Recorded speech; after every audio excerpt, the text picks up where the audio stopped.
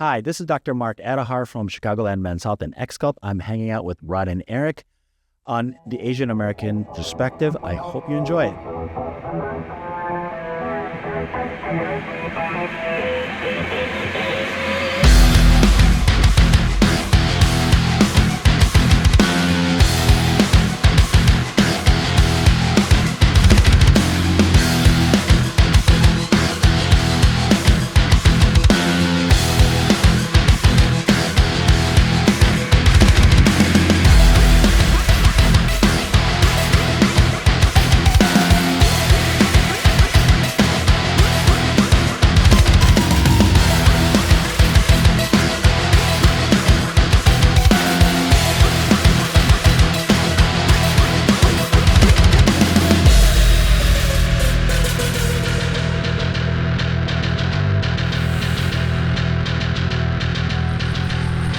All right, guys, thanks for tuning in.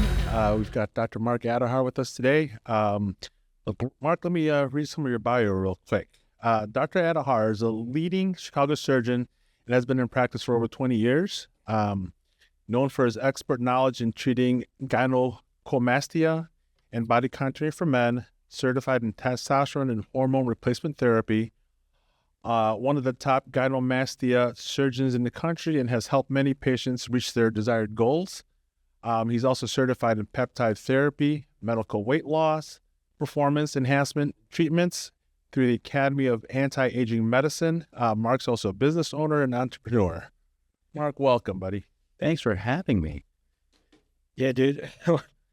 I have tons of questions. So I'll obviously let Eric start, but I'm really excited that you came out today. And, this is something that, especially guys like ourselves, or at least for me, being over 50 and, being somewhat health conscious and worrying about longevity, try to, do what I can to stick around as long as I can. So I'm over 52.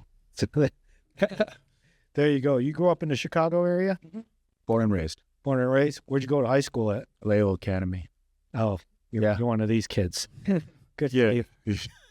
Yeah. Me and Eric go back a long. Yeah. Yeah, good for you. Must be nice. Were you born here or back home? But here in Chicago. Oh, yeah. Good enough.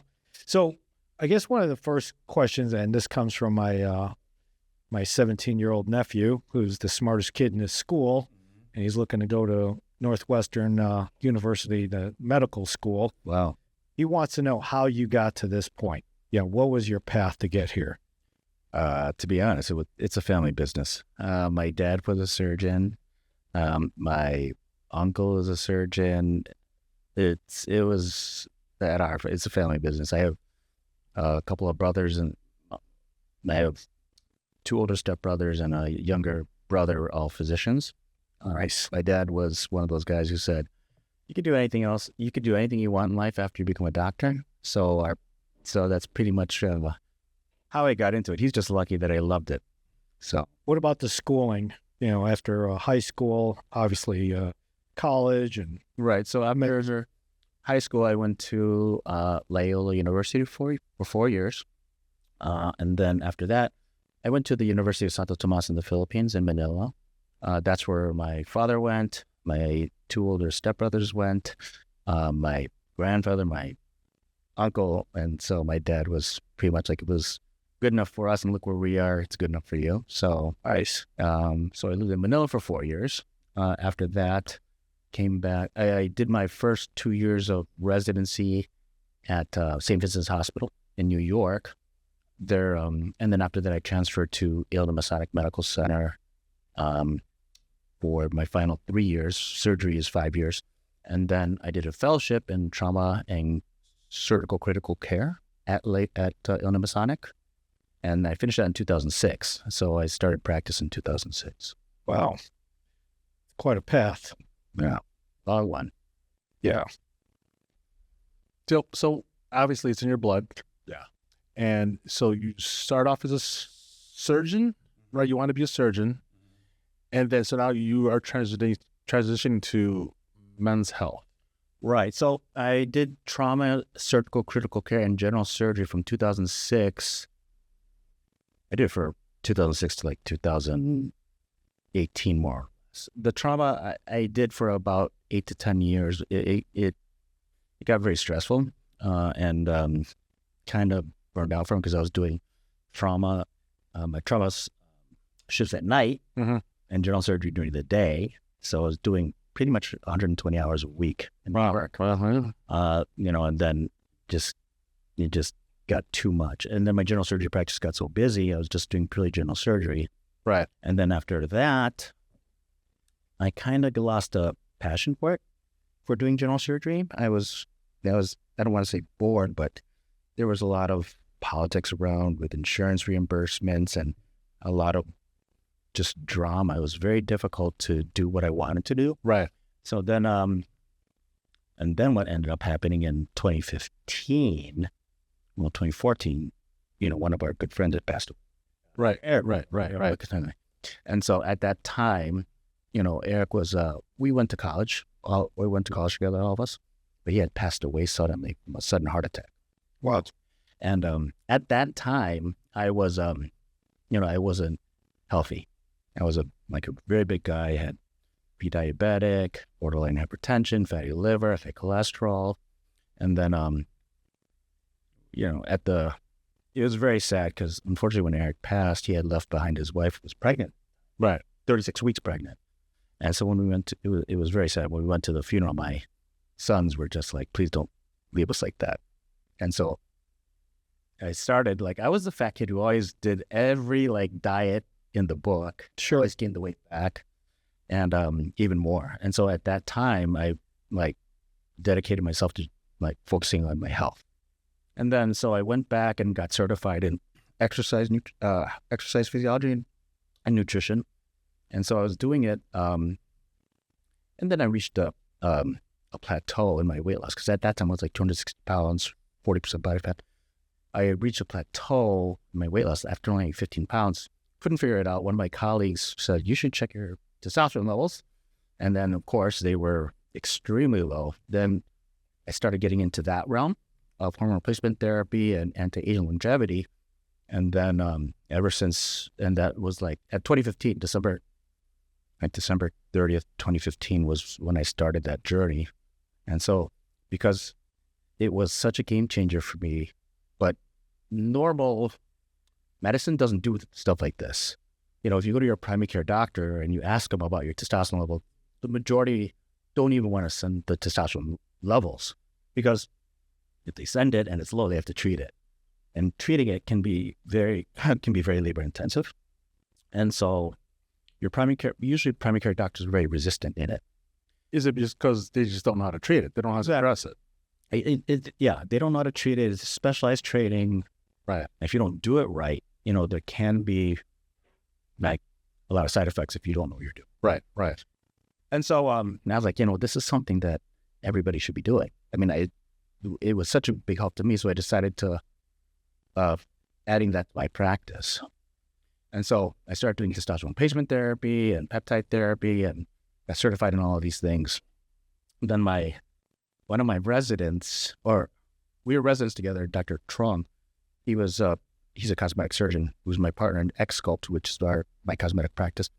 We were out for dinner together and we just got to talking. And so we started XSculpt, which is a male-only cosmetic clinic. And so I was doing testosterone therapy there, and we were doing then he trained me how to do gynecomastia surgery, which is basically man boobs. Sure. It's a slang term, man boobs. And so he trained me how to do liposuction, gynecomastia surgery, and then from there, XSculpt had really been very successful because at that time we were one of the only male clinics. In the Midwest, we're the only one. But and then we became nationwide famous. And then there are now a lot. There are other male-only gynecomastia specialists out in New York and California, but we got very popular. So, with the testosterone, the TRT, the testosterone replacement therapy, what for people who who just know of other guys, because that's how it started with me. I didn't know anything about low testosterone, and I initially went into the doctor's office, because I was fatigued all the time. I was a detective during time, and I was working long hours. I just felt like crap all the time. I still tried to work out, to keep my standards for the, the SWAT team as well. You know what I mean? And it's just harder and harder to get to the gym. And then I finally asked my doctor about testosterone levels because I heard one of the guys in the locker room talking about it. Yeah.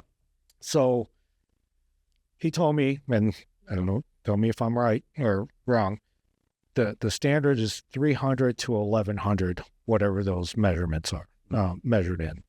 And I was at 390. So he was like, well, you're still in the standard. You're good to go. I'm like, okay. So I let it go for a year.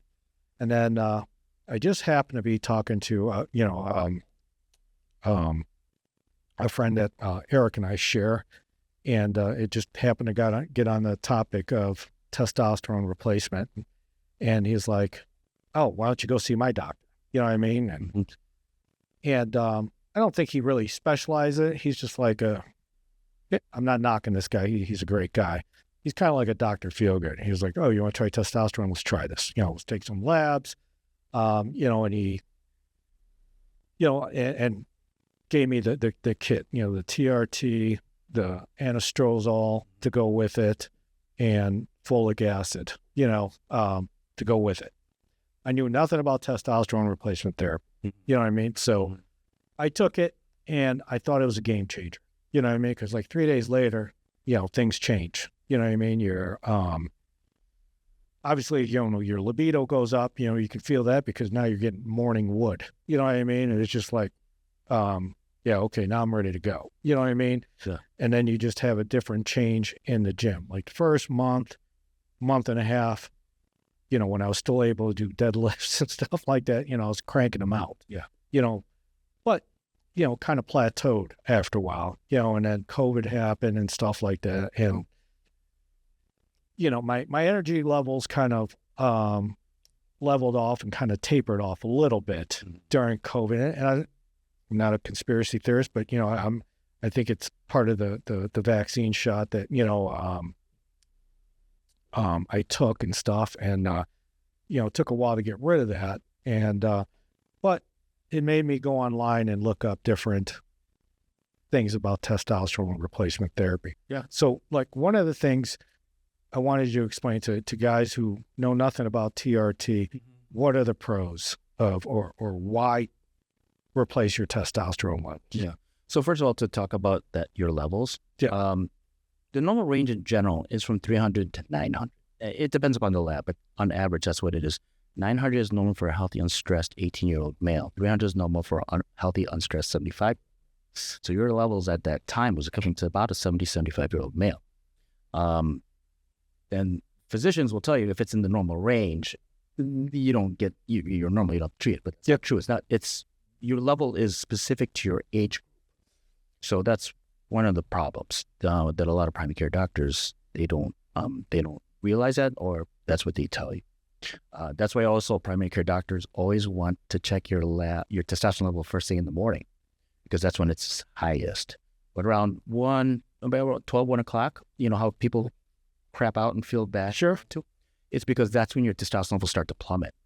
And that's when you're at your lowest. You want your testosterone level high throughout the entire day, not just in the morning. So in my opinion, you should always get your testosterone level checked as late as possible in the day, because that's when you're feeling the worst. You want your level high throughout the entire day. Now, the pros of testosterone therapy, to answer your question, there's a lot. So first of all, there's sexual benefit. Okay, usually the first things, when a guy's testosterone level is low, the first things that go is decreased energy, increased fatigue, drop in the sex drive, and your erections may not be as good as they used to be. And then you may have stuff like erectile dysfunction. You also get what we call the brain fog, where you're not thinking very clear, not as sharp, you're not as focused. Motivation, drive, and ambition will drop. And when it gets very low, you start to have problems exactly like depression. That's why when you have low testosterone, you go to your doctor, I'm tired, I have no motivation, I don't feel like myself. First thing they do is prescribe you an antidepressant. It's not your problem. The problem's testosterone. And so you start the antidepressant, you don't feel better, they increase your antidepressant, then they add an antidepressant, and it's not doing anything. because your problem's not depression, it's low testosterone. Physically, that's when muscle mass starts to diminish. So when you work out, you're not getting the gains like you used to. Your recovery is longer. Your intensity is dropping. And because muscle mass is dropping, metabolism drops. That's when guys get the love handle, gut, spare tire, and visceral fat, which is a dangerous fat. That's a fat around the organs. No matter what you do, it seems like it doesn't go away. And if it goes on for too long, you're 3 times the risk of diabetes, heart attack, stroke, dementia, and osteoporosis. So by returning your levels back to the ideal level, then all these things start to go away. Like medically, there's a 33% reduction risk in heart attack and stroke. It makes your body more insulin sensitive, so diabetes can go away. Your blood vessels get more compliant because it breaks down the testosterone can help break down cholesterol plaques. So your blood vessels get more stretchy, so your high blood pressure goes down. And so from a medical standpoint, and then there's all the sexual benefits, like you were mentioning, morning erections, because I previously said your testosterone is highest first thing in the morning because you release a lot of testosterone at night. That's why guys are always hard in the morning and they're very horny in the morning. Sure. Yeah. And then the brain fog is a big one where you start to feel more clear, you're motivated, you're driven, and all that comes back. So real quick then, so in terms of the levels, there's your normal level and then there's the optimal level. Mm-hmm. I'm assuming optimal level is higher than normal level. And obviously that's also based on age. So because you said something about having a 75-year-old at 300. level. So I do the majority of my hormone replacement therapy, testosterone replacement at Chicagoland Men's Health. Okay. And we like our guys there at, like I said, 300, 900. We like our guys at 1,000. That's where equivalent to that of a very young male when you get minimal side effect, but you feel the best. So if you're being monitored by a physician and they know what they're doing, right, there's no downside to having the testosterone of an 18-year-old. Right. So that's why we like our guys there, and that's where our patients are the most happy. So with that, so someone comes in, gets the labs done. What are some of the drawbacks, or some guys who should not be on testosterone? Is there something that would prohibit somebody from taking testosterone? Yeah, well, yes. The only people that we don't treat are people with active prostate cancer, because it could stimulate that. And actually the research is starting to show now that testosterone, you can still take testosterone while having prostate cancer, and it doesn't increase morbidity or mortality. But yes, that's the only real contraindication to testosterone therapy. The other ones are like guys with renal failure and dialysis, congestive heart failure, stuff like that, who just have a poor baseline. They usually aren't good candidates for it, even though testosterone has been shown people who have renal failure on dialysis, they increase their lifespan by 5 years, but we don't usually see those patients in our clinic. So I'm glad you brought up, BPH, prostate cancer and stuff. So my urologist, because I have BPH, you know what I mean? So, my PSA levels were off, and for years they're going up and down. I'd be at 3.4 and go up to, 4.1 or something. And, next time just go back down, so they weren't really worried about it. Then, after probably the third year, they were like, let's do an MRI, and again, they did that PRAD thing, I was at a 2, so there's nothing there. Well, they weren't worried about it. Mm-hmm. January of this year was my highest. I was at a 5.4, and, I came up high once, I came up a little over 5 once, and they thought it might have been an infection. So they ran me through some antibiotics, retook it, and I was back down to 3.5. So I was just like, you know what, can you run me through some antibiotics and see if that's the problem? Because now I'm starting to freaking worry. You know what I mean? And then, ran the antibiotics, retested in a few weeks, made sure I wasn't eating any red meat, no sexual activity, wasn't riding a bicycle. It went down, but it went down to a 5.1. So now my urologist like, okay, maybe we should do a biopsy, which we did. You know what I mean? So pretty uncomfortable. You know what I mean? It wasn't great, but they didn't find it.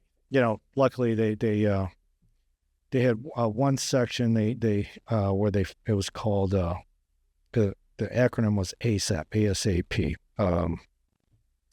But he said, it's everybody. A lot of men have precancerous cells. You know what I mean? It's not prostate cancer. You know what I mean? So that's where I left. And obviously there's going to be follow up again. So 10 months later, which would be sometime in October, November, again, take my PSA levels, labs, and, possibly in another MRI and stuff like that. But my urologist at the time said, oh, great news and stuff like that. So, there's nothing it's imminently wrong right now with your prostate. So guys like myself coming into your clinic, what advice would you give them as far as testosterone replacement? Yeah. So if you had a biopsy that shows that you're negative for prostate cancer, you have a urologist and you're getting regular follow-ups, screening. Yeah, we would start you on testosterone therapy. Now, of course, we'd watch your PSA very closely, and if your PSA jumps, then of course we stop your therapy and you have to go see a urologist. But we've picked up some extremely early prostate cancers that would have otherwise gone undetected from testosterone therapy. So, I mean, it's kind of like a bonus, if you will. But for guys like you, which is extremely common, by the way, it's, because I had BPH, it's, there's no contraindication for testosterone therapy as long as you have like a urologist who's following you and who's also okay with you being on testosterone. Most urologists are, because we're so aggressive in, like Chicagoland Health, we're very aggressive in who we watch. We track your PSAs, and if there's ever any type of concern, we would hold your therapy and we'd want you to see your urologist. We're pretty strict on our protocols regarding that. Sure. And so go ahead. You have a question about peptides? Yeah. I don't even know what that is. Yeah. To be honest. I'm still stuck on testosterone. Okay, no, go ahead. So Yeah. dosing, like say somebody is in the 300s, somebody, myself, I'm actually down. I'm down to 172 this morning. Yeah. And, I haven't had my labs checked in a while, so I don't know what my levels are. As far as dosing, because you hear the guys at the gym with the bro science and stuff like that. You know what I mean? You hear guys that are jacking themselves with 200-300 cc's a week and stuff like that. I'm nowhere near that. My doctor prescribed me at the beginning, 1 cc or whatever, you know what I mean, per week, and then he increased it to 1.5 per week, pinning myself, injecting myself. But then I saw research about how testosterone levels shouldn't be peaking like that and then, drop, because testosterone, if I'm wrong, you're the smartest one in the room. The shelf life is about 4 or 5 days where it starts decreasing. All right. And then when you inject yourself again, and it's, you have a lot of peaks and valleys and stuff. So a lot of people are either, microdosing every day, or I switched to just half my dosage, 0.75 every 5 days is what I'm injecting myself with, and then every other injection, because I also take cyanocobalamin, the B12, and every other week I'm stacking, my needle with that as well. You know what I mean? What are your thoughts on the dosing? How do you start somebody off, or? Right. So in general, most testosterone clinics won't do over 200 milligrams a week, because usually you don't need more than that. Well, I'm assuming when you say 1 cc, that's 200 milligrams a week. Yes. Most formulations are like that. But in general, majority of testosterone clinics won't go over 200 milligrams per week, because once you go above 200 milligrams per week, it's considered performance enhancing. You're kind of out of the, you're starting to go towards that. And you're right. The average bodybuilder is doing 600, 800 milligrams a week. Yes.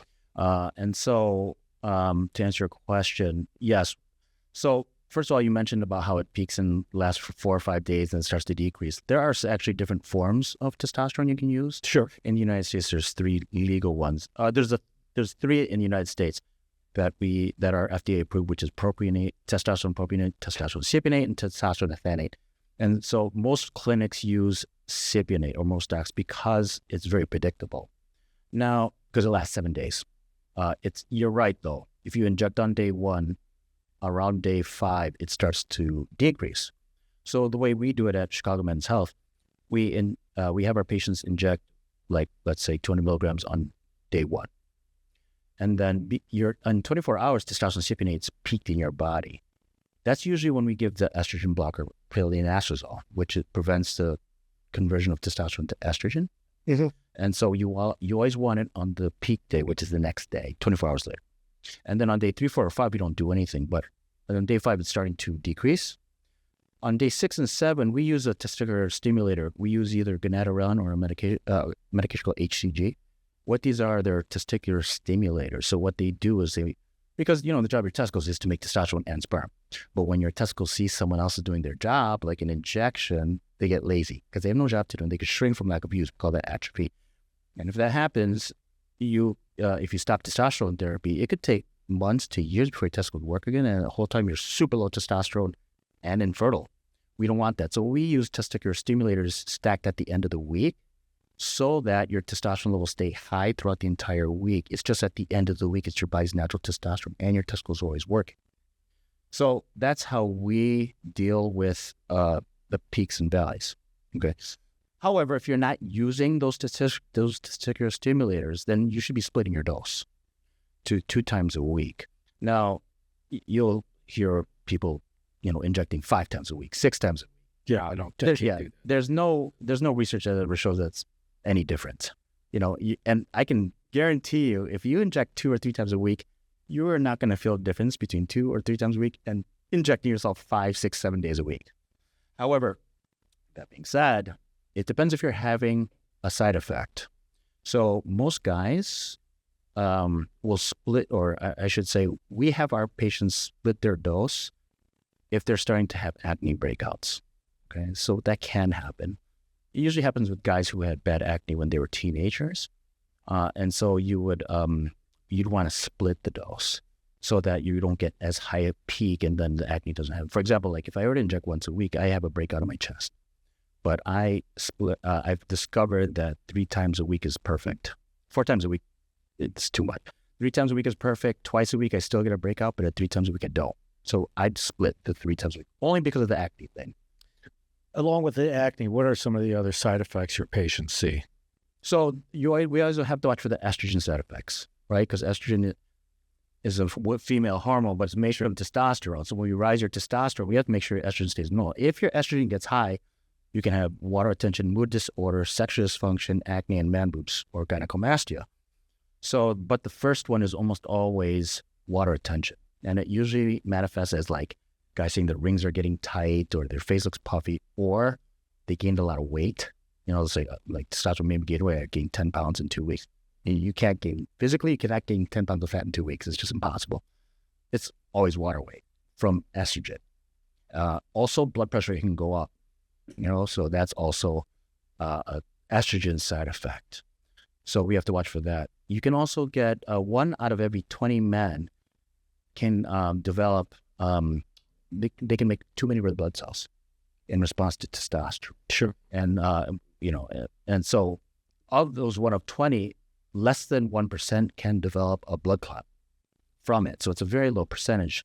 So, but that is a risk. Okay. So usually when we see that your hemoglobin rising above a certain level, we have you donate blood and it takes care of it.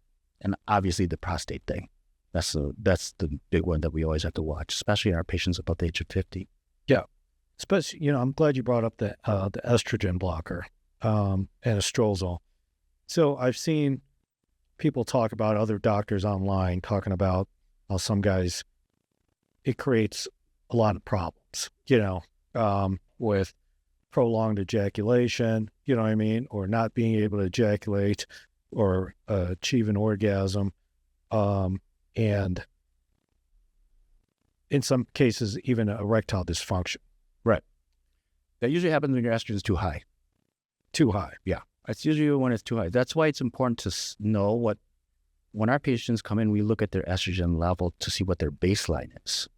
So let's say someone's baseline is 20 and they start testosterone and their estrogen bumps up to 40. It's still normal, but it might be high for them. Sure. And so, I mean, estrogen management is an art in of itself. But majority of guys tolerate really well, but that's why we always want to know what their baseline estrogen is. So if they're experiencing any of those things, you want to keep them as close to their baseline estrogen as possible. But majority, if you were to have either higher, if you could choose between higher or low estrogen, you always want to be a little bit higher than lower, because the higher estrogen side effects are much better than the lower ones. Because we need estrogen just a little bit though, because it balances out that's when you get it balances out our mood. Whenever someone tells me that they start testosterone and they're getting irritable, it's not the testosterone, it's the estrogen it's the estrogen blocker that's too strong. Sure. Number one. And number two, estrogen regulates our cholesterol levels. And you can if you get high cholesterol levels, obviously it can lead to heart attack and stroke down the road. Number three, if you don't have any estrogen, you can get osteoporosis. So we have to make sure that you have some estrogen in your system, just not a lot. And the whole thing with testosterone replacement therapy, just because you start injecting yourself, you're not going to wake up the next morning being jacked. You still got to put in the work. I want to make sure guys understand that they got to get in the gym and figure it out and eat right. Right. Usually tell our guys it takes your 100% and turn it to 300%. Just as long as you give your 100%. Yeah. I just want to make sure that, guys aren't going, I'm going to start pinning myself with some testosterone. I'm going to wake up jacked up. No. So you got to put in the work. So you start the therapy. I'm going to ask this: how soon, putting in 100% of the work, how soon do you think will results be evident? So yeah, that's a very common question. The problem with that question, it's there's so many variables. Right. If your diet's not on point, the type of training you do, if it's if you're a runner versus a weightlifter, so it can get very it can get very difficult to know when that is. Right. But what I usually tell guys is that the first thing most guys will report within the first 4 weeks is recovery. Okay. That the recovery is a lot faster than it used to be. They'd be sore for 3-4 days, or they're just tired. They'll notice that I can go to the gym again. Right. Wow. Right. That's usually the first thing that happens. Second thing that usually happens is notice strength goes up.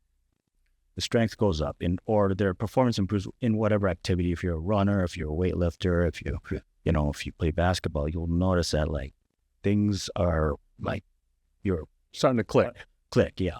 And then, so regarding the physical benefits, a lot of that is dependent upon your type of training. Right. But in general, that's what you can expect. And then you'll notice that especially you'll be able to, let's say you skip a workout or you skip a week, you come back to the gym a couple weeks later, you're still strong. Right. You didn't lose anything because testosterone preserves muscle mass. Good. So, and so there's so many physical benefits. You'll notice injuries heal faster.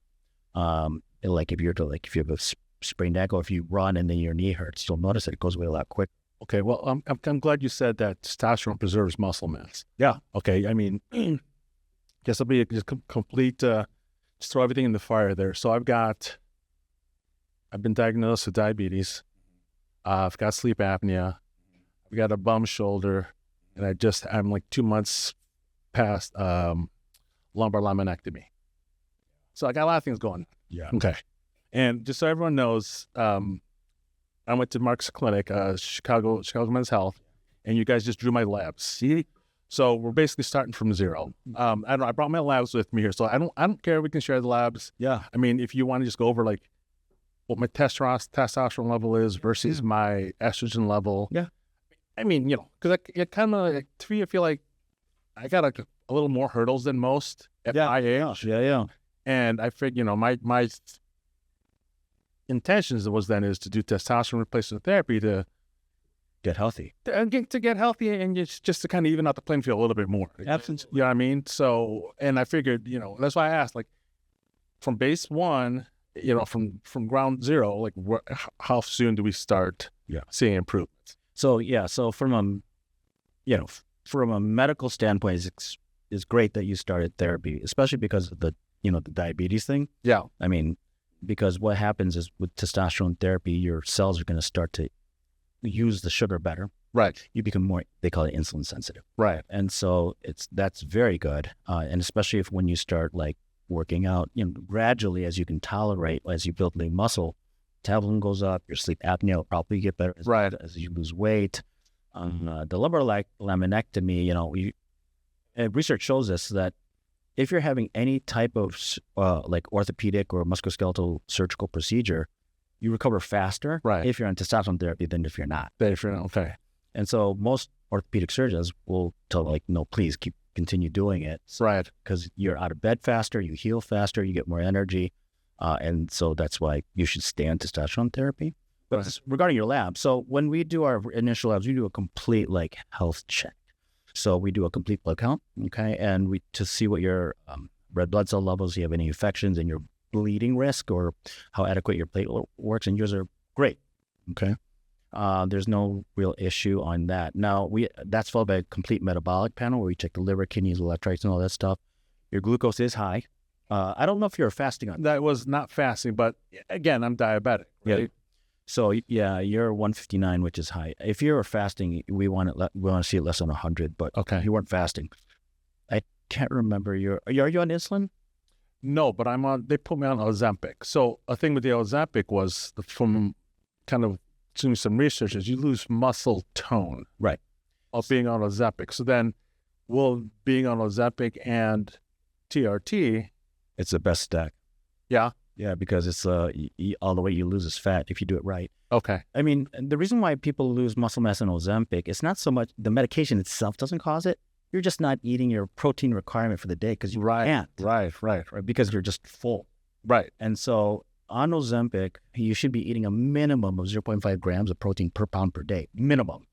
That's a high protein diet. So you take your current weight, divide that in half. Yeah. That's a minimum you should be eating per day. That's a lot. It's a lot. And when you're on Ozempic, you don't feel like it. You don't want to. Right. Throwing up. But it's so important because if you don't, your body's going to start eating your muscle. Right. You should be eating like actually as much as possible on that. Right. So that's why I always tell people they should always start the day with a protein shake and end the day with a protein shake. I can't remember the name of the professor at University of Chicago who's like the protein expert. But the reason why is because when you wake up in the morning, you're relatively fasted from sleeping all night. And so your body like absorbs all those nutrients like crazy. Right. The one before bed is because we heal at night. And so your body uses all those nutrients from the protein shake to heal. And so it's always good to start the day and end the day with a protein shake. And your average protein shake is 25 grams of protein. So it's 50 right there. Right. And then throughout the day, I mean, it's always best to get your protein from real food. Sure. You shouldn't be drinking protein sugar all day, but in the middle of the day, try to eat as much, lean chicken, meat, and all that kind of stuff. So, right. Anyway, so regarding your complete blood, or your complete metabolic panel, your creatinine is a bit high, 1.37. That's a test of your renal function. But what we call your glomerular GFR or glomerular filtrate rate is normal. So this could actually just be a little bit of dehydration. Okay. Let's see. But so I'm not worried about that. And also, we'll call your BUN is normal. Everything else is great on your AST and your ALT are a little bit lower with your liver tests. They're normal? No, they're a little bit high. Okay. This could be due to fat. Most commonly in guys your age, it's due to fat, usually due to fatty liver. Okay. And that should get better with Ozempic in the test. Okay. With time. Your cholesterol actually is pretty good. Are you on an anti-cholesterol medication? Yes. Okay, yeah. Because the most, so like people always talk about their total cholesterol, and it's supposed to be 200. That's actually, the most important number here is what we call the ratio, which is the total to HDL ratio. It compares the good cholesterol to the bad cholesterol. You always want it in men less than 4.5. Because once you hit 5, and once you start going above 5, your risk for heart attack and stroke increases. What am I on? Yours 3.7, which is great. Okay. Yes, and so it means, the medications you're on are working. Ideally, you want to be off it at some point. Right. Research does show that 1 year of testosterone therapy, and you don't change anything, your HDL, your good cholesterol improves, but your bad cholesterol goes down, even if you don't change anything. But, ideally, you want to change. Now, your testosterone is 158, which is extremely low. Now, and you have a lot of reasons for it. Diabetes, laminectomy, Ozempic can do it because testosterone is made from dietary cholesterol. Okay. And if you're not taking in enough healthy fats, your body can't make the testosterone. And so that could all be, so we see that in patients with Ozempic because they're not eating enough fats. So I'm at what, 158? Yeah. So this is like an 85-year-old. Whatever. Oh, okay. All right. Okay. Slow down. But now that you're on therapy, I mean, you should start. I'm going to go out there and take your lunch. Ideally, we want to get to 1,000. Right. It's going to be a game changer for you. I mean, you're going to feel. You should feel. I'd be extremely surprised if you don't feel any benefit from it. Right. If anything, a little, better energy. Yeah, it is.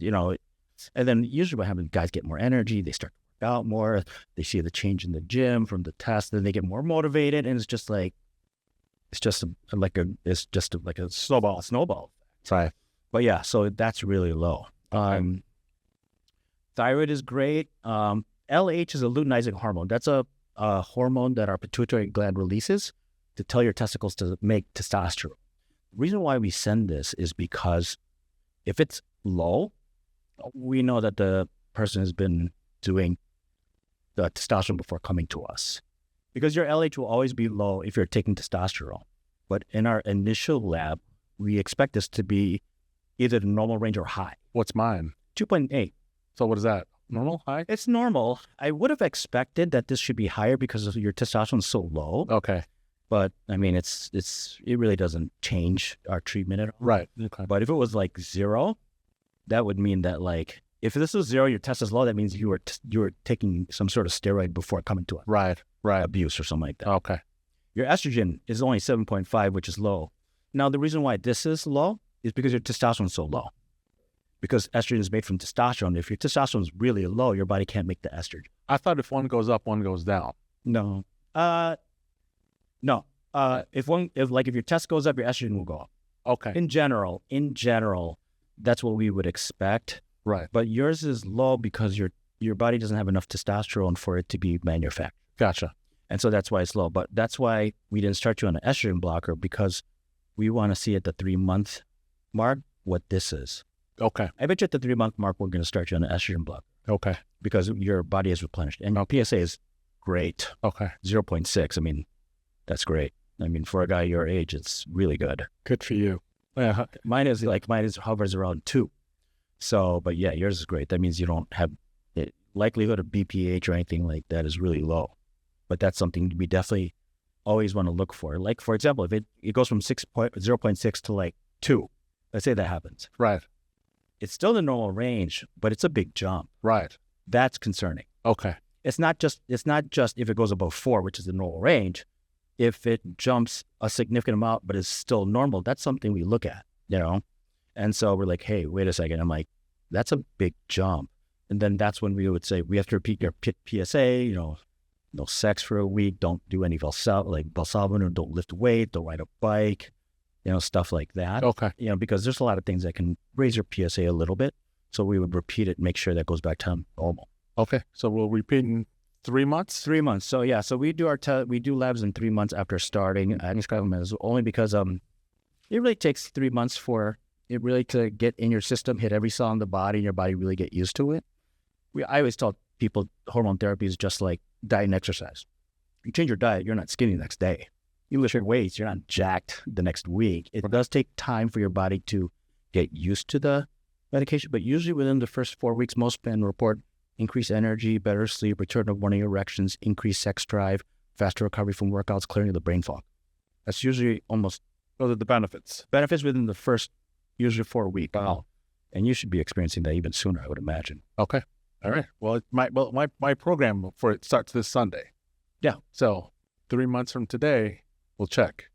Yeah, we'll do another. We'll do another. This is definitely part one, because I know we're not going to get through all the questions for you. Yeah, And I'm glad Eric shared his results with us. and it's great because people usually are very like shy about their. Well, here's the thing: is we all know people who kind of want to do this, right? But don't want to be the first one.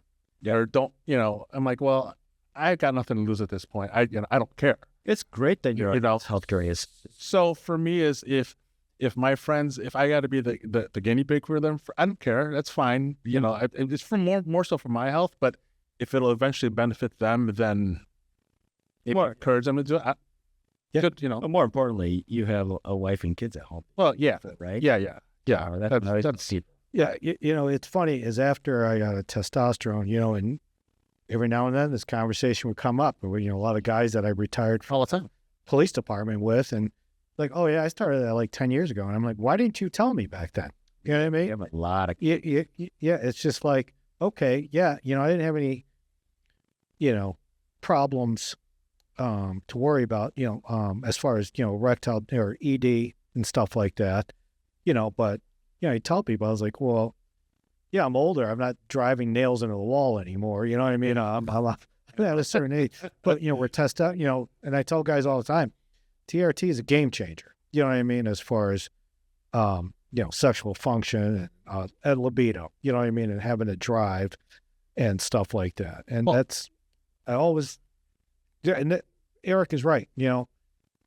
I don't care about, if somebody benefits from listening to me talk about some of my issues. I did a whole video on BPH and, my journey through, all the way up to my biopsy and how stressed out I was. Yeah. If one person or a couple of people, because I got phone calls after that, I was like, dude, I got, I got high PSA numbers too. You know what I mean? Yeah. They didn't find anything. And then I have guys like, yeah, man, I had prostate cancer. And I didn't know. You know what I mean? And, and my concerns. And that's why things like this is awesome, because unfortunately, the majority of testosterone in the community is black market and illegal. Yeah. Like actually 70% of testosterone currently in the community is done in like black market and illegal, unmonitored. And it's scary. I mean, I see guys who's been on test on their own for years, and the side effects and it's horrible. Like, for example, like if you start testosterone, like any type of anabolic before the age of 25, you halt your maturity of your endocrine system at that point. So I have 18-year-old guys who are, were playing football. Their coaches gave them stuff they didn't know. Right. Now they're like the age of 22. They're testosterone dependent and permanently infertile. At 22. At the age of 22. No. So we work with guys like that at Chicagoland. So, I mean, we don't give them test. There are other medications we use to try to bring back their testicle function so they don't have to be testosterone dependent. But unfortunately, that happens often. And a lot of the black market stuff, it's like Breaking Bad. They add their own little thing so their testosterone is the best so you can buy it from them. Yeah, the stuff they put in there, they do a lot of pro hormones. It causes gynecomastia and shoot your estrogen through the roof. Sometimes, you get the powder from China.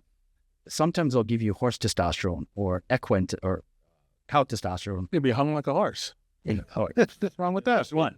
But you can tell anyone who's done that type of testosterone, their back, the acne breakout their back looks like pepperoni sausage pizza. Yeah. It's horrible. And so, and some of those things are irreversible. That's why it's so important to do it through a professional with your blood being monitored, continuously. Yeah, it's funny you mention that because, we just got back from Mexico and you just walk in any pharmacy and you can get DECA and all this other stuff, So, I don't want to get in trouble with the cartel, so I can't say too much, but they've tested those. And a lot of times that they're not pure. Yeah, I wouldn't think so. You know what I mean? I'm always skeptical, even at the airport, there's a pharmacy. You know what I mean? It's got all the Viagra, Cialis. It's advertised on the front door. At the gift shop at the airport? Yeah. No, you can just walk in. In Mexico, you don't need a prescription. You can buy blood thinners. You can buy. It's crazy. Yeah.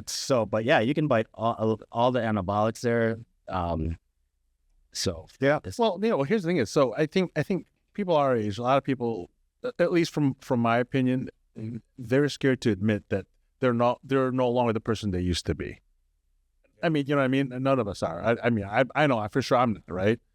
So, and then, they think that, being in testosterone therapy, they think they're going to be on the juice. You know what I'm saying? It's just those things where. Yeah, there's a certain stigma. Right. You know what I mean? Yeah. I hear that all the time. The thing is that you should not, in my opinion, it's about your quality of life. Sure. Right. Like I said, you want to be able to play with your grandkids, right? Yeah, I'm going to be around. Yeah, you want to be around. And if it does take help to do that, because doing it on your own you can't fight the clock. I mean, yes, you can adjust your lifestyle and stuff like that, but there are like simple things that you can do that you can optimize and not be excessive. And the health benefits they come back like 20, 100 times more. If you just make small little, I don't want to call them enhancements, but little changes to your hormonal and your, it's not, I don't consider it cheating. I mean, why would you, if there's anything that you can do so you can see your daughter get married and walk her down the aisle, or play with your grandkids, or be able to travel the world when you're at the age of 75. Sure. Right? And you're not confined to a wheelchair. Right. Why not take advantage of it? Just tweaking the system a little bit. Yeah. That's why I always recommend to patients, have you heard of the book Outlive by Peter Attia? He's a longevity expert. I always tell everybody, either get the audiobook or read the book, and you'll really he really opens up your eyes to about a lot of the diseases that can kill you, and how to adjust your lifestyle and training. Pretty much the answer is exercise. To really, be able to do what you want to do when you reach that age where you're not dependent upon other people to take care of you. Yeah, I'm glad you touched on this with the protein in the morning, protein at night. Yeah. You know what I mean? So I wanted to jump into, because you're also a weight loss specialist. Part of your clinic covers that. Intermittent fasting. Yeah. I hear it all the time. Yeah. You know what I mean? You should have all your meals within 8 hours or whatever. There's a million variations depending on what algorithm on your YouTube is after you look it up the first time.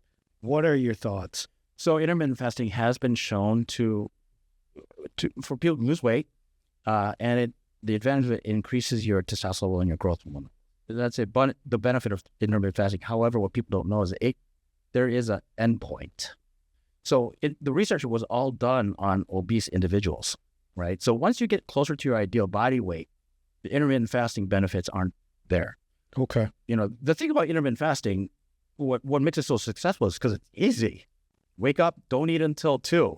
Then you can eat until 8, and then don't eat afterwards. So it's simple. Your life gets simplified. Right. Meal prep, you don't have to do this. But its greatest advantage is in people who are obese. And then once you start getting closer to your ideal body weight, the research really doesn't support it as much. However, people love to do it because it just simplifies their lives. So in truth, the best diet is the one that you can stick to. Right. In general is, eating healthy and exercise, eating less, exercising more. But intermittent fasting is great if you just start your weight loss journey. And then once you're getting closer to where you want to be, you should really educate yourself on watching your carb intake, your protein intake, your fat intake per gram, and getting really while you're intermittent fasting, educate yourself on the science of nutrition, because it gets really deep. And then at some point you're going to have to stop intermittent fasting, because it's not just, it's not just especially once you get skinny, you don't build muscle on intermittent fasting.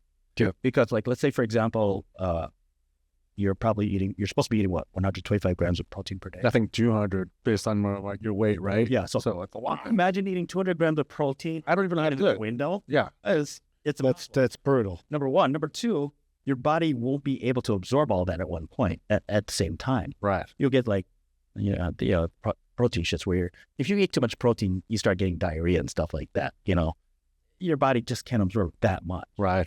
And so it's at some point when you want to build muscle, you're going to have to stop intermittent fasting. So as far as intermittent fasting, so weight loss, and you kind of touched on it, eating less, working out more. Are you the adage of And I'm sure there's not just one clear answer. Calories in, calories out. Essentially. It's the physics.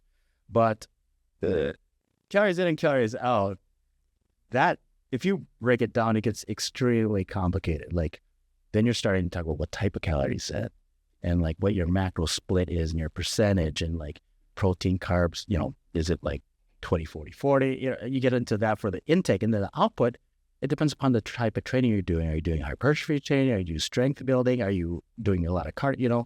So it gets extremely complicated. But in general, it's a matter of calories in, calories out, but a matter of how it fits into your lifestyle.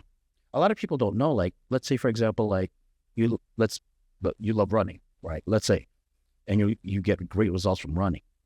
You're like, Eric can do the exact same thing you do and not get the same results. But let's say he lifts weights and you lift weight, he can get much better. It's a genetic thing. Exercise is a genetic thing. So people have to discover what exercise works best for them. Like for me, I thought cardio would help me lose weight. It didn't do shit. But when I started lifting weights, everything started changing. And that's why, like, the current recommendation by the American Cardiology Association is you have to be resistance training 3 times a week. That's new. It used to be just doing a minimum of 150 minutes of moderate to vigorous intense cardio per week. And now it's added weightlifting or resistance training because it helps your bones, it helps your joints, helps your muscle maintenance. So, it can get very complicated, but it's just, when you break down to it, it's just physics. I'm glad you transitioned to that with the resistance training, because cardio versus resistance training for weight loss and, like when I work out, I'm sure I'm like a lot of guys, I want to eventually take my shirt off and see results. You know what I mean? Nobody, before we went to Mexico, I tried to work out as much as kid, because nobody wants to play with the fat Asian kid at the pool. You know what I mean? So try to stay in shape. But, cardio, for me, it's like running. It's just like, man, I don't have the mindset, no matter what I'm listening to, it sucks, and then you try, hit high intensity interval training and stuff like that. My knees, I'm bone on bone on my right knee. I need a partial knee replacement. But I do feel that, lifting weights, has, like, because I've been hitting hard the last month, you know what I mean? And month and a half, changing my workout around a little bit to, get to hypertrophy and stuff, and just total failure of my muscles at the end of the workout. Yeah. So as far as weight loss, getting a trimmer abdomen and stuff like that, What's my opinion? Yeah, not so much your opinion. It's just like, is there a formula of like how much cardio should you be getting? I know cardio is important, because I've had, cardiovascular, disease, and, I obviously changed my lifestyle around. I had to have a couple of stints put in back in 2005. You know what I mean? Having any issues. My cholesterol's great thanks to, medication. They got me on Repath. You know what I mean? So every 2 weeks, so my cholesterol is low. Should I be hitting as much cardio as I am with the weights? Okay, so we need cardio because weightlifting is not going to really benefit your cardiovascular. Okay. So you do need cardio. Now, that being said, some forms of weightlifting counts as cardio, So depending upon how you're lifting weights, obviously strength training is different than hypertrophy training, but it depends where you are. Like, it depends. First of all, it depends upon your goals, right? If you're skinny but unhealthy, you may want to start lifting a lot of weight and less cardio. But if you're really obese with heart problems, stuff like that, you may want to do 3 days of cardio, 3 days of weightlifting. So you have a balanced approach. So it really depends upon your goals. That being said, one of the some of the research that's coming out right now, the most important, it's interesting. What they did is they took a group of trained individuals, already well trained, and one group was training 6 to 7 times a week because I think the more is better, and the other group was only 4 times a week. And the 3 days off, what they did is just eat high protein and did like very low impact stretching, yoga, or they were just walking. And the results showed that the people who only did 4 days a week got better results than the 6 to 7 days. Wow. Yeah, because they allowed their body to recover, and they allowed their body to recover, and they were doing the right thing, like eating a lot of protein, resting, stretching, all that stuff. And and so that's why more doesn't necessarily mean better. Sure. Because if you do 6 or 7 times a week hardcore, that's a form of overtraining and stress, and your body, and you're just going to get injured. It's just a matter of when. All right, I'm the 4-day guy now. That's good. You see 4 days. Well, yeah. I mean, well, Just those 4 days. Yeah. I mean, hey, if you can only do 1 day, it's better than no day. better no days. You know, Right. the hardest thing about it is just the consistency. You know, anyone can go to hardcore to the gym for 2 days, for 2 weeks.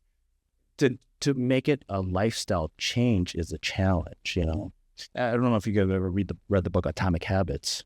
I can't remember his name, but that's a book you should be reading, is because it's just how small, tiny changes throughout your day results in huge changes down the line. So Atomic Habits is like an amazing book. But like I said, like you just start out, don't start out your health journey by doing 6 days a week. Right. Because you're going to just Burn out. Right. You start out at doing 1 day a week, or going to the gym, like you go to the gym 4 days a week and just stay there 10 minutes, and then gradually it becomes 20 minutes, then it becomes an hour, you know what I mean? So you have to start a little bit slow. But the hardest thing is the consistency. The protein intake, we had touched on. What other supplements should men over 50, be adding? So there's a lot of supplements out there, right? And a lot of them are bullshit. Yeah, exactly. The only ones that really have been shown to have a benefit is protein supplements. One, creatine. Yep. Vitamin D and vitamin B12. And then you start getting a little bit, you can get into like stuff like ashwagandha and salpimento when you're talking about specific problems, but everyone should be taking protein supplement if you're not hitting your protein goals. Vitamin D, which is such an important vitamin. It fights cancer, bone health, muscle health, and almost everyone's underdosed. If you're taking a multivitamin, you're not taking enough. You should be taking a minimum of 5,000 units a day. Of vitamin D. Of vitamin D. Okay. And, unfortunately, when you're Filipino and you have ink, we don't make vitamin D that great. We're designed as humans to be outside like 14 hours a day. Sure. Because it's interesting. The vitamin D made by sunlight through the skin stays in your system much longer than the oral vitamin D. Oral vitamin D is out of your system almost by 12 to 14 hours. But the sunlight one can stay in your system for up to 3 days, which is super interesting. Unfortunately, the darker you are, and if you have ink, your body can't make it. Well, I shouldn't say can't make it. They just don't make enough of it compared to if you were very light skinned. Well, I think it's especially living in the Midwest during the winter. Yeah, exactly. We're not designed to be working indoors. Right. Your vitamin. Everyone's vitamin D's got to drop during the winter. Right. So ideally, you'd want a vitamin D around 100, but 5,000 units once a day is adequate.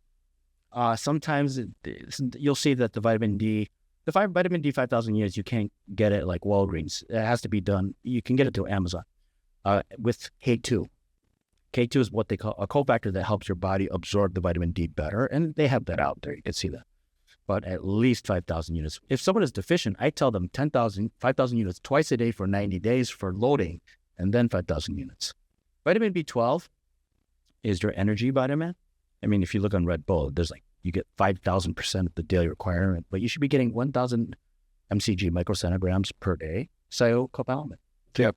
Ideally, you should be getting vitamin D. We're designed to get vitamin B12 through red meat. The problem is red meat comes with the cholesterol problems. Sure. And, a whole bunch of other stuff. So you should be getting a minimum of 1,000 microcentigrams per day. And you can't overdose on vitamin B12. You'll notice your urine will start to change color if you're overdosing. So the biggest topic online now, especially like when I'm scrolling through TikTok and stuff, are peptides. Yeah. Tell me about peptides. So basically what a peptide is, it's a special combination of amino acids that tell your body to do something. insulin, for example, is a peptide. Now, when people talk about peptide therapy, in general, they're referring to growth hormone stimulation, but there are a lot of peptides out there that that people can take to benefit their health. Okay. Now, the most popular one, especially on like with influencers now, is called sermorelin. Sermorelin is an FDA-approved growth hormone stimulant. It was actually designed for people who had a true growth hormone deficiency, but you can get it. So what it does, it maximizes the amount of growth hormone that your body puts out per day. And the advantages of that are, if you're training, body fat goes down, lean muscle mass goes up, recovery is faster. If you have any injuries, it heals. You heal quicker. Skin starts to tighten because it rebuilds the collagen. Your hair will grow faster and healthier. Your aging of your internal organs slows down. Quality of sleep is greatly improved. So it gets you into the deep levels of your sleep faster, and so you're there longer. Most people on sermorelin will tell them that their dreams are extremely vivid now. You know, is that over the counter? Or is that prescription? No, it's prescription. Yeah, I mean, you can get it through like online pharmacies, right? Which I definitely recommend you not to do, only because you don't know what you're getting because they're not FDA approved. Whenever you get a vial that says for research purposes only, it says human injection or not for human injection, you shouldn't be taking it, because the problem is if you inject it and you get a severe side effect, you can't sue the company. So that's why they put that label on there. But regardless, and the thing about sermorelin or the peptides in general, it's extremely safe. You can't overdose on it. You're not going to get the growth hormone like side effects. So you're not going to look like Andre the Giant. You're not going to get, your organs aren't going to grow too big. You're not going to get diabetes from it, because your body can only make a certain amount of growth hormone per day. You can give yourself the entire bottle and just wasted it. And so that's why sermorelin is such a hot thing right now, is because it's extremely safe. So stuff like sermorelin and ipamorelin, BPC 157. Yeah. Because I've heard a lot about that as well.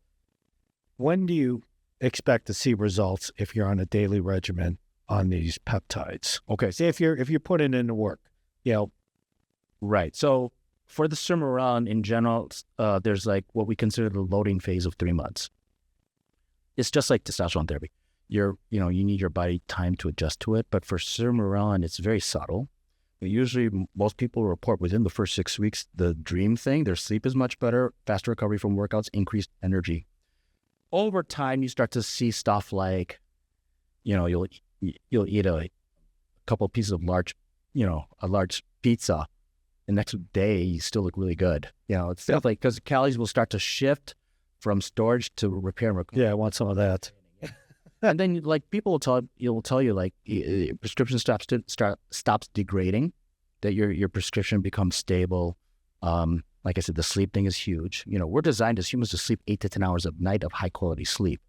No one does that, Yeah, I wish. Yeah, and that's why, and because when you get high quality sleep, growth hormone goes up and testosterone goes up. But that's why, we don't sleep like that anymore. So is TRT done in conjunction with peptide at the same time, or how do you? Good question. Yeah. So if you do, so growth hormone therapy, peptide therapy, and testosterone therapy, if you do them at the same time, they're synergistic. 1 + 1 = 3. Those are intimately related. I don't recommend doing peptide therapy if your testosterone level isn't optimized. Right. Okay. Because the problem is, it's like pushing a boulder uphill. You're not going to get the full benefit from it. Number one. And so you're not going to get, and also you have to remember, like peptides like sermorelin, they're only physical benefits. You don't get the medical benefit. Well, yeah, you get the medical benefit indirectly if you're healthier, but it doesn't directly improve your health. You don't get the sexual benefits. Right. You don't get the clearing of the brain fog. So testosterone is always a foundation. I don't usually recommend doing peptide if your testosterone level is low, because people are usually disappointed in the results. So optimize your testosterone level first. Yeah, you could either do it first or do it concomitantly if you want to kind of like kick things up on the level and get things going faster. In general, I like people doing one thing at a time. Right. Okay. Because so you know what works, what it doesn't work, and if you experience a side effect, you know which one's causing it, right. Or if you can actually see a benefit. Also because you have to always consider cost, right? So if you start testosterone therapy and peptide therapy, and Ozempic all at the same time, it's expensive. Right. And so if you want to stop one, you'd like to know which one you want to stop. Right. And so it's always good to always start things slowly because it's like I said, it's a healthcare journey. It's not something you're not going to change overnight. And so it's always good to do one thing at a time, just so you know what works for you, what doesn't work for you, what you like, what you don't like. So it's always good to start slow. I'm glad you brought up cost and stuff with all this stuff because right now my insurance covers my testosterone. I just pay a copay. At first he was like, because we were talking about, when I took my labs with the newer doctor, the Dr. Feelgood, he was like, oh, you're at $390, your insurance won't cover it, but I can prescribe it to you. And I'm like, well, okay, well, what's that going to cost? And he was like, oh, probably about $150 for 6 months, and I was like, well, I spend more than that on dinner. You know what I mean? Let's frickin' do this. You know what I mean? But they never charged me at the pharmacy. You know what I mean? It ended up being covered. Do you see that a lot with your patients, with insurance covering the medications you prescribe? Well, I'm thinking I wouldn't see those patients because they're covered by insurance, so they wouldn't come to the clinic. Yeah. But it's not unusual where people ask. Yeah. And if it's covered by insurance. So yes, it can get covered by insurance if you're in below the normal level, which is 300, and you're having like significant effects from it. Insurance, depending on insurance, will cover it. But like I said, you just get testosterone. That's all you get. Yeah. So the problem with testosterone therapy is that, you have to take the estrogen blocker, also the testicular stimulator to make sure your testicles are working just in case. Like God forbid you're on testosterone. Let's say your PSA really jumps up and you have to stop testosterone. You want to make sure your testicles are still working, Sure. or else you're going to be like testosterone 20, which can be a year or longer. You know what I mean? So you always want to make sure your testicles are working. That's not covered by insurance. And so, like for example, here, like at Chicagoland Health, we're $200 a month. Okay, but it includes everything, including the laboratory. So except for your initial, which is $80, and Dr. Coffee runs our clinic. He wanted me to tell you, if you mention your podcast and come to our clinic, he's going to waive the $80. So you get free Done. You get free blood test. And so, Done. And then Wait a second. I just went there. Wait a second. I'll treat you out to dinner, much higher than $80. But yeah, so he wanted me to say that if you mention the podcast, he'll waive your initial fee. But it's $200 a month, and includes everything, including laboratory work and more importantly, like us monitoring you continuously and all that stuff. You won't get that from. I'd be very surprised if you get that from your primary care doc. No, I know. Yeah, so you won't get that guidance, or we strictly watch your PSA. We include testicular stimulator so your testicle health stays healthy. We include the laboratory work. Sure. All that stuff. And when we do lab work, we do a full health panel each time. We don't do just testosterone. So there's a lot of advantages when you go through a clinic that does it right. Yes, you will save money if you get your testosterone for 6 months, which is incredible. The problem is you don't get all that other stuff, which is super important. Sure. And $200 a month covers a lot of this stuff. $200 covers everything that we pretty much talked Oh, wow. Yeah. That's outstanding. Yeah. So it's a good, I feel it's a good deal. Well, I'm excited for my journey. Yeah, let's do it. Like I said, we'll look into it now. We got the labs. We're starting in 3 months. Yeah, in 3 months we'll do your labs again. We'll see how you change. I'm hoping to progress. That's exactly it. It'll change. I can't imagine that it not as long as just as long as you're committed to your journey, right? And you see the end of the road. I cannot see how you cannot get healthier. Right. Right. Okay. So I know you got surgeries lined up this afternoon. Yeah. Your time is very precious, and I appreciate you coming out. How does somebody set up an appointment at your clinic? So you can go to our website, chicagolandmenshealth.com, and fill out the form there, and we usually contact you within 24 hours. You can call our main number, 312-888-5655, which is actually a direct line to Dr. Koff, who's a director of the entire clinic. Or that's the best ways to. You got 2 locations, right? We have an Oak Brook location and we have a downtown Chicago location. So And you're at both offices yourself. both offices. Where in Oak Brook? Because that's right around the corner. Yeah, it's right across. Can't remember the address off the top of my head. It's right across Oak Brook Mall. Oh, nice. Very close. Right off the exit 22 when you're on 294. Right there. Oh, perfect. Yeah, I work out at that Lifetime right there. Oh yeah. Like I said, it's right around the corner. I appreciate you coming on the show. Oh, I'm looking forward to. Thank you for having me. Eye-opening, and It's great. like, Eric, I appreciate Eric sharing his the beginning of his journey, and we're hoping we get you back for part Follow-up, part 2. two, and see where we're at and stuff with Eric's journey and possibly my own. Yeah. I appreciate you coming out. Oh, great. Marc, thank you as well. And then, I appreciate you guiding me through this. So it's you're just not my friend. You're kind of my guidance on this. So I appreciate that. All right. Yeah. I want you to be around. I want you to. Yeah. Long time. Yeah, I'm not going anywhere. All right, guys. Thanks for joining us today. Thanks for Doc coming in. See you guys next time. Have a good time. Peace out. Thank you.